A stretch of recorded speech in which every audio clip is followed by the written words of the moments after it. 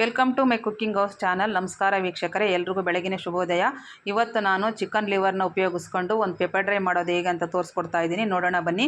ಅದಕ್ಕಿಂತ ಮುಂಚೆ ನನ್ನ ಚಾನಲ್ಗೆ ಯಾರು ಸಬ್ಸ್ಕ್ರೈಬ್ ಆಗದೆ ನೋಡ್ತಾ ಇದ್ದಾರೋ ಅವರೆಲ್ಲ ನನ್ನ ಚಾನಲ್ ಸಬ್ಸ್ಕ್ರೈಬ್ ಮಾಡ್ಕೊಂಡು ನೋಡಿ, ನನ್ನ ವೀಡಿಯೋಗಳಿಗೆ ಲೈಕ್ ಮಾಡಿ, ಶೇರ್ ಮಾಡಿ, ಸಪೋರ್ಟ್ ಮಾಡಿ ಅಂತ ಹೇಳ್ತಾ ಬನ್ನಿ ರೆಸಿಪಿ ನೋಡೋಣ. ಸ್ಟವ್ ಮೇಲೆ ಒಂದು ಬಾಣಲಿ ಇಟ್ಟು 1-2 ಸ್ಪೂನ್ ಎಣ್ಣೆ ಹಾಕಿ ಉದ್ದಗೆ ಹೆಚ್ಚಿರೋಂಥ 2 ಈರುಳ್ಳಿ ಹಾಕ್ಕೊಂಡು ಹಾಗೆ ಬಾಡಿಸ್ಕೊಬೇಕು. ಸ್ವಲ್ಪ ಬಾಡಾದಮೇಲೆ 1.5 ಸ್ಪೂನು ಶುಂಠಿ ಬೆಳ್ಳುಳ್ಳಿ ಪೇಸ್ಟ್ ಸಹ ಹಾಕ್ಕೊಂಡು ಅದನ್ನು ಹಾಗೆ ಒಗ್ಗರಣೆಯಲ್ಲಿ ಬಾಡಿಸ್ಕೊಳ್ಳಿ.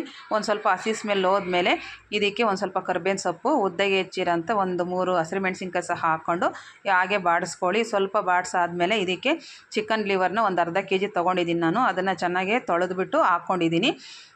ಹಾಕ್ಕೊಂಡು ಇದನ್ನೆಲ್ಲ ಚೆನ್ನಾಗಿ ಮೀಡಿಯಮ್ ಉರಿ ಇಟ್ಕೊಂಡು ಇದನ್ನು ಹಾಗೆ ಫ್ರೈ ಮಾಡ್ಕೊಬೇಕು. ಜೋರು ಉರಿ ಇಟ್ಕೊಬೇಡಿ, ಮೀಡಿಯಮ್ ಉರಿನಲ್ಲೇ ಮಾಡ್ಕೊಬೇಕು, ಇಲ್ಲಾಂದರೆ ತಳ ಹತ್ತುತ್ತೆ. ಎಲ್ಲ ಹಾಗೆ ಎಲ್ಲ ಒಗ್ಗರಣೆಲಿ ಮಿಕ್ಸ್ ಮಾಡ್ಕೊಬೇಕು. ಒಂದು 5 ನಿಮಿಷ ಇದೇ ಥರ ಮಿಕ್ಸ್ ಮಾಡಿಕೊಂಡು ಇದಕ್ಕೆ ರುಚಿಗೆ ತಕ್ಕಷ್ಟು ಉಪ್ಪು ಮತ್ತು ಒಂದು ಅರ್ಧ ಟೀ ಸ್ಪೂನ್ ಅರಶಿನ ಸಹ ಹಾಕ್ಕೊಂಡು ಮತ್ತೊಮ್ಮೆ ಹಾಗೆ ಮಿಕ್ಸ್ ಮಾಡ್ಕೊಳ್ಳಿ ಅದೇ ಉರಿನಲ್ಲಿ.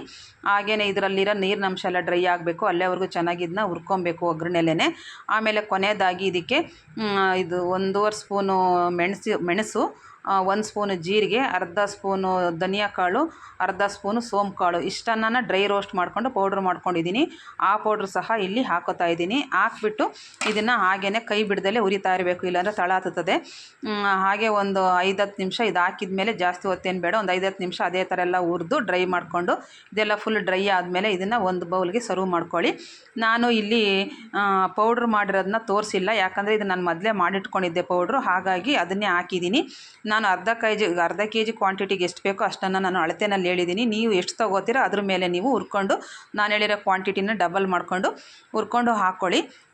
ನಾನು ಮೊದಲೇ ಈ ಪೌಡ್ರ್ ಇದ್ದಿದ್ದರಿಂದ ಅದನ್ನೇ ಹಾಕಿದ್ದೀನಿ. ಇದು ಸಾಂಬಾರಲ್ಲಿ ಹಾಕಿದಾಗ ಕೆಲವರು ತಿನ್ನೋಕ್ಕೆ ಇಷ್ಟಪಡೋದಿಲ್ಲ. ಇದನ್ನು ಸಪ್ರೇಟು ಬರೀ ಲಿವರ್ನೇ ತೊಗೊಂಡು ಪೆಪ್ಪರ್ ಡ್ರೈ ಮಾಡಿದರೆ ತುಂಬ ರುಚಿಯಾಗಿರ್ತದೆ. ಒಂದು ಸತಿ ಮಾಡಿ ನೋಡಿ. ನೀವೊಂದು ಸರಿ ಮಾಡಿ ಹೇಗಿದೆ ಅಂತ ನನಗೆ ಕಮೆಂಟಲ್ಲಿ ತಿಳಿಸಿ. ತುಂಬ ರುಚಿಯಾಗಿರುತ್ತೆ. ನಾನು ಮೊನ್ನೆ ಇದನ್ನು ಉಗಾದಿ ವರ್ಷದೊಡಕಲಿಗೆ ಮಾಡಿದ್ದೆ, ಚೆನ್ನಾಗಿತ್ತು. ಅದಕ್ಕೆ ನಿಮಗೂ ತೋರಿಸ್ಕೊಡೋಣ ಅಂತ ತೋರಿಸ್ತಾ ಇದ್ದೀನಿ. ನೀವು ಒಂದು ಸರಿ ಮನೇಲಿ ಟ್ರೈ ಮಾಡಿ ನೋಡಿ.